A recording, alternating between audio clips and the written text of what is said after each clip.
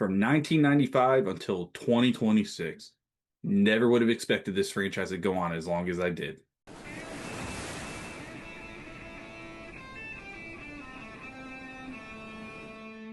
Toy Story 5. Yes, we are in the fifth installment of the Toy Story franchise. A franchise that started when I was just 2 years old. I have grown up with this franchise. I love Toy Story. And this is one of the franchises where the movies have held up pretty well with each installment. Usually, with a franchise like this, the next installment in the films, they tend to get worse and worse, which I'm glad to say it's still an enjoyable viewing experience, and I think the kids are going to enjoy going to see this as well.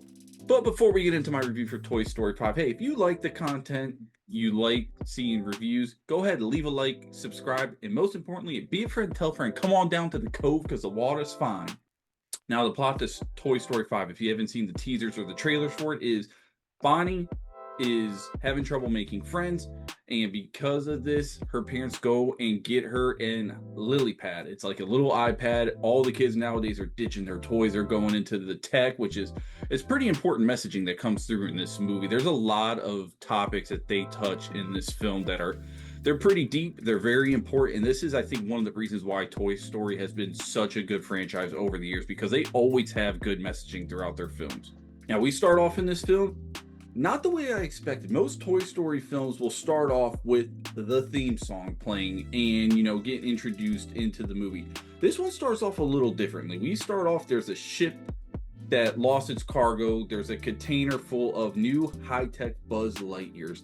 And I gotta say, them not having the theme song at all throughout this movie is gonna make me take points away from this film. That is one of the most iconic songs we've ever heard in a film. Everybody knows the "You Got a Friend in Me" theme song. Everybody loves that. It wasn't in this film at all, and I was a little upset by that. But while we continue our plot, it focuses a lot more on Jessie. Jessie is like the main character and our protagonist for this film. And it's her dealing with her past trauma of her losing and being abandoned by Emily from Toy Story 2. We get a little bit of her backstory, and they dive more deep into that in this film. What I do like with the film, and this is going to be a little new segment that we start going on, so get ready, everybody. This is what I call the hidden treasure segment. This is where I find things that I thought were very good in the film and that I liked. And I have to say the pacing is one of the best parts of this film. The movie's only an hour 42, so you have to get moving very quickly. That, and it's a kids film on top of that, so you have to keep the attention of the kids while they're in seats. And the pacing in this movie is very fast. You get through plot points very quick, which I thought did a service for the film. Again, another hidden treasure of this movie is the messaging throughout the film, the different themes that we talk about. We deal with making sure you stay a kid. Don't let people, take away your innocence. Don't let people decide and judge how you should act. We deal with bullying, both online and in person, because Bonnie is having trouble finding friends, and she gets in these little chat boards on her tablet with her friends, and they start making fun of her because she's still playing with toys. She's not just playing with the technology. Fantastic messaging, especially in today's day and age where so many kids and younger people are just addicted to the screen time and addicted to social media and all that stuff. Thought that was great messaging for them to put in this film. My biggest hidden treasure of this film, though, is the animation. The animation in Toy Story is still great. I love seeing the animation. You have an appreciation for the artists that help work on this film and everybody that does such a good job with the animation. It looks great. Now, something they do different in this Toy Story than I can remember from previous ones, when Bonnie or somebody else is with the toys, having playtime with the toys, they switch the art style up, and I thought it was really cool. They switch it up. I don't know how to explain it. It looks even more cartoony than what it does now in the regular animation, and it's just different. You can tell when the toys are in playtime and the scenarios that are being brought up are just completely off the wall. Like Bonnie will be throwing a wedding for somebody, and then all of a sudden Rex gets poisoned. He's the maid of honor. She goes, well, who poisoned the maid of honor? And I thought that was really cool. It just added a little bit more immersion to the film. I actually really enjoyed it and thought it was very well done. And then the runtime in this movie, an hour 42, I thought it was perfect. It wasn't too long. It wasn't too short. I enjoyed it from start to finish. I didn't get bored. I didn't want stuff to hurry up and pick up or slow down. I thought it was just the perfect runtime for this movie. Now, we're going to get into what I like to call the shipwreck. This is where there's parts of the movie that I didn't agree with, or there's something about the film that I did not like. For starters, this is probably going to be my biggest complaint upon watching this and leaving the theater is the OG characters are mostly sidelined. Woody's in the movie, he doesn't need to be in the movie. Buzz is in there basically as comedic relief. He doesn't have a big part of the film. The high-tech Buzz Lightyears have a more important plot point than our Buzz that we've known to come and love. Jesse and Bullseye are like the two main characters, and then they start introducing these newer characters when we get to Blaze's house. And I just thought it was a huge disservice to the movie, especially characters like Mr. Potato Head, Rex, Porky, or Mr. Ham. They are in the box the entire movie. Pretty much their whole pretty much this entire film, they are stuck in a box from what we've seen in the trailers. They have one scene where they're like, or two scenes where they're in a wedding and they partake in playtime. But other than that, they are stuck in a box the whole time. They do nothing. They don't add to the plot at all.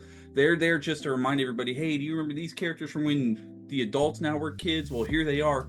There was no need. And I thought that was a huge disservice to the film. There are so many people and so many kids, from different generations that have grown up with this franchise. I mean, even Forky, who a lot of people like grew to really appreciate in the last film, which I was one of them. I thought Forky was awesome. Doesn't really have anything to do in this film. We are so focused on Jesse, we are so focused on Lily Pad, and then when we go to Blaze's house, we're focused on these three other toys that I can't remember. I thought that was a huge disservice. I thought that was a miss. I didn't like that. And again, I'm just throwing, this is more of a nitpick at this point, but not having the theme song, the You Got a Friend in Me theme song, not having it in the film anywhere or hinting at it through the score that I can tell or remember, I'm going to take just a little bit of points off of that because they hint at it the way this movie starts. There's a shot where we're looking at clouds and it looks like the opening to the very first Toy Story that we all know and love. And they didn't do anything with it. It was just kind of there. So that was kind of a bummer. Other than that, though, as we get into my rating, I have to say, this is another fun Toy Story film.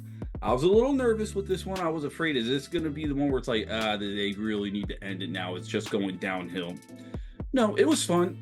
The messaging, very important. I think it'd be great for parents to take their kids to go see this because there is very important messaging throughout this about bullying, keeping and doing things. If you like to play with toys at this age, it's okay. Don't let other people dictate who you are to be. Just be your own person. I thought that was great. Messages about friendships was very important. But yeah, overall, still a fun movie. For my rating, I think I'm going to go ahead and give Toy Story a 7.25 out of 10.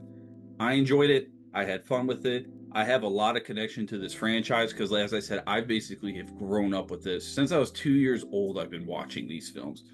They're great. This one wasn't as much of a tearjerker as I was thinking it was going to be. I think 3 so far still has made me probably well up the most in the eyes. And I don't know if this is going to be the final one. I need to look up to see if this was going to be the final one, but they didn't really... The ending of this film didn't give the vibes that, hey, this is going to be the final one. It left the door open. There could be potentially more storylines. I'm not sure.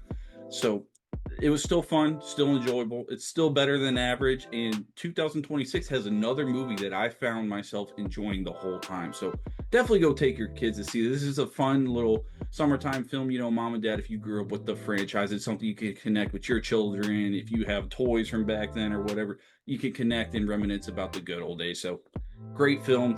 Should be fun watching in theater. Thank you, everybody, for tuning in to another episode of Coda's Coves. Like I said earlier, if you like the content, go ahead, leave a like, subscribe, and stay tuned for more content. Thank you.